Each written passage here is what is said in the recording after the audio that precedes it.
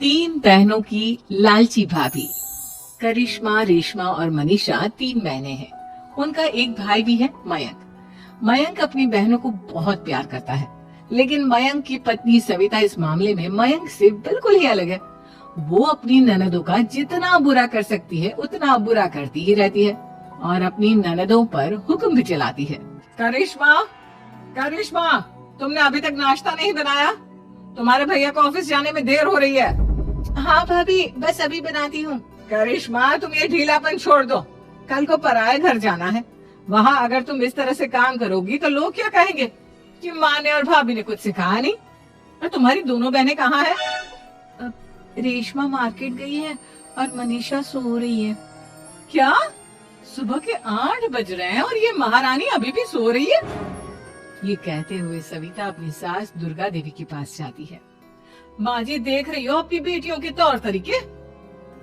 क्या हुआ बहू, सुबह सुबह क्या कर दिया मेरी बेटियों ने? अरे एक तो अभी अभी उठकर किचन में गई है, दूसरी सुबह सुबह बाहर चली गई और तीसरी अभी तक सो रही है। क्या करूं मैं इन तीनों का, मैं तो परेशान हो गई हूँ। जा जाकर उठा उसे और रेशमा से मैं बात करती हूँ। सविता सीधा मनीषा के कमरे में जाती है और उससे कहती है, महारानी जल्दी उठो, सूरज सर पर आ गया है। भाभी थोड़ी देर और सोने दो ना, मैं रात को लेट सोई थी। वो क्या ना, यूनिट टेस्ट चल रहे हैं। शराफत से उठती है या नहीं, या फिर पानी की भरी बाल्टी डालूं तेरे ऊपर? नहीं नहीं भाभी, मुझे बिस्तर में नहीं नहाना, उठती हूँ मैं। मनीषा जल्दी से उठकर बाथरूम में चली जाती है। सभी आराम से बैठकर नाश्ता कर रहे होते कि तभी रेशमा बाजार से हाथ में सामान लिए आ जाती है। रेशमा को देखते ही सविता उस पर तरस पड़ती है। लो, आ गई महारानी। ऐसा भी क्या सामान लाना था जो सुबह आंख मलते ही बाजार की तरफ रवाना हो गई? भाभी, कल आप ही तो चीख रही थी कि घर का सारा सामान मुझे ही लाना पड़ता है, घर में किसी को भी किसी काम से कोई लेना देना नहीं है। अब मैं बाजार जाकर सामान ले आई तो आपको इस बात से भी तकलीफ हो रही है? देख रही हो माँ जी, अपनी बेटी की जुबान कैंची से भी तेज चलती है। और मयंक, आप तो कुछ कहेंगे नहीं अपनी लाडली बहन को? रेशमा, अपनी भाभी से ऐसे बात नहीं करते। चलो माफी मांगो। भैया, मैं क्यों माफी मांगू? आप भाभी से बोलिए ना कि हम पर कम हुक्म चलाया करे। हम इस घर की बेटियां हैं और आपकी पत्नी की ननद है, नौकरानी नहीं। लो कर लो बात। इनकी भलाई के लिए कुछ भी बोलो तो इन्हें बुरा लग जाता है। इस घर में यही इज्जत है मेरी। देख लो माँ जी, आपकी बेटी किस लहजे में मुझसे बात कर रही है। सविता वहाँ से चली जाती है। मयंक को बहुत गुस्सा आता है, वो भी वहाँ से चला जाता है।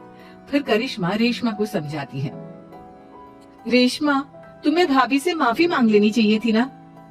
लेकिन दीदी, मैंने कुछ किया ही नहीं, तो मैं माफी क्यों मांगू? हाँ करिश्मा दीदी, रेशमा दीदी जैसे ही घर में आई भाभी ही उन पर चिल्ला रही थी। हाँ, मैं मानती हूँ कि गलती भाभी की थी। मैं तो इसलिए बोल रही हूँ कि भाभी ने माँ को तो पूरी तरह अपने वश में कर लिया है। वो हमारी बात सुनती ही नहीं। मयंक भैया हमारे लिए हमेशा खड़े रहते हैं, इसलिए उनकी बात का मान तो तुम्हें रखना चाहिए था ना।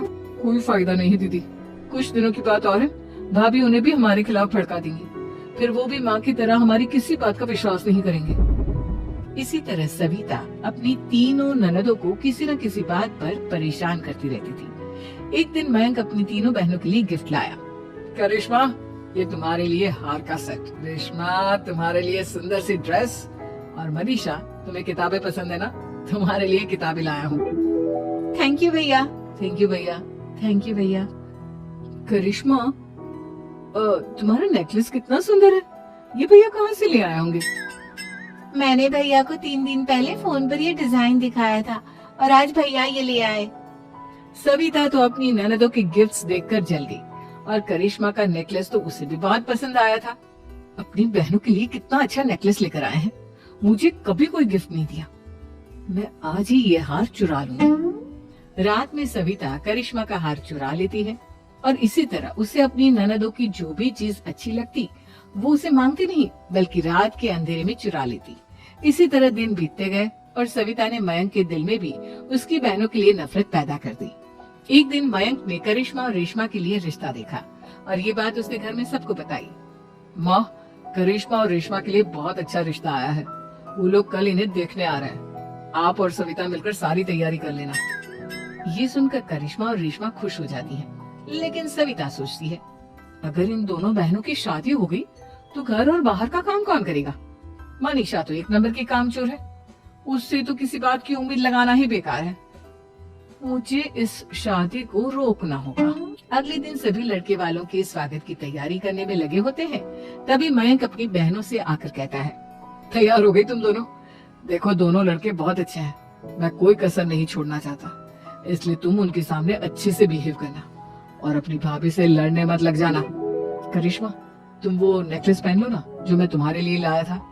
भैया मैं बहुत देर से वो नेकलेस ढूंढ रही हूँ, लेकिन मुझे मिल ही नहीं रहा। क्या तुमने नेकलेस खो दिया? तुम्हें पता भी है वो कितना महंगा था? तुम कोई काम ढंग से नहीं कर सकती। मयंक गुस्से में वहाँ से चला जाता है। थोड़ी देर बाद लड़के वाले भी आ जाते हैं। वो दोनों बहनों को पसंद कर लेते हैं और रिश्ता पक्का हो जाता है। लेकिन सविता के दिमाग में तो कुछ और ही खिचड़ी पक रही थी। वो पंडित जी के पास करिश्मा की कुंडली लेकर जाती है और उन्हें पैसे देकर करिश्मा की कुंडली बदलवा देती है। जब लड़के वालों के पास करिश्मा की कुंडली जाती है तो वो दुर्गा को फोन करते हैं। बहन जी, हमने करिश्मा की कुंडली अपने पंडित जी को दिखाई थी। आपकी बेटी की कुंडली नहीं बल्कि दोषों का पिटारा है। देखिए, मैं और मेरे पति इन सब बातों में बहुत विश्वास करते हैं, इसलिए हम आपकी बेटी से अपने बेटे की शादी नहीं करा सकते। इस तरह करिश्मा का रिश्ता टूट जाता है और सभी घर वालों को बहुत दुख होता है। अब कविता सोचती है, चलो करिश्मा का तो रिश्ता टूट गया, अब रेशमा का भी रिश्ता तोड़ना है। क्या करूं क्या करूं? अब सविता आवाज बदलकर किसी अननोन नंबर से रेशमा के होने वाले ससुराल में फोन करती है। हेलो, मैं कौन हूँ कौन नहीं ये आपके लिए जानना जरूरी नहीं, बस इतना सुन लो कि रेशमा का 2 साल से किसी के साथ अफेयर चल रहा है। बस रेशमा का रिश्ता तोड़वाने के लिए सविता का इतना कहना काफी था।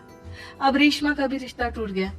मयंक और दुर्गा देवी ने रेशमा को खूब खरी खोटी सुनाई और उससे बार बार उस लड़के के बारे में पूछने लगी। आप दोनों मुझे क्यों परेशान कर रहे हो? अरे कोई लड़का होगा मेरी लाइफ में तो मैं बताऊंगी ना, जब कोई है ही नहीं तो कहाँ से लाऊं मैं कोई लड़का? तो तेरे होने वाले ससुराल वालों को फोन किसने किया था? माँ मैं नहीं जानती किसने फोन किया था, मैं सच कह रही हूँ। मैं तो पहले ही कह रही थी इसकी लगाम खींच कर रखो, लेकिन मेरी सुनता ही कौन है।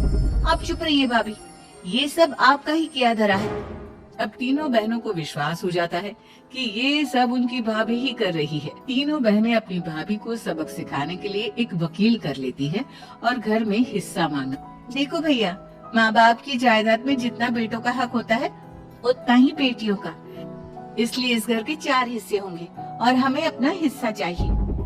मैंने तुम्हारे लिए क्या क्या नहीं किया और तुम इस घर में हिस्सा मांग रही हो? भैया, आप और माँ हम बहनों की कोई बात नहीं सुनते हो और भाभी हमारी शादी नहीं होने देगी क्योंकि उन्हें लगता है कि आप हमारी शादी में ज्यादा पैसा लगाओगे और उन्हें हम जैसे फ्री की नौकरानी कहाँ मिलेगी। तो हम भाभी के साथ तो रह नहीं सकते, हम बहनों को अपना हिस्सा चाहिए। अरे तुम्हें शर्म आनी चाहिए अपनी भाभी पर ऐसा इल्जाम लगाते हुए। वो तुम्हारे बारे में कितना सोचती है। हाँ माँ, भाभी हमारे बारे में बहुत सोचती है, दिन रात बस यही सोचती रहती है कि किस तरह से अपनी तीनों ननदों को परेशान करूं और कभी मुझे पढ़ने भी नहीं देती।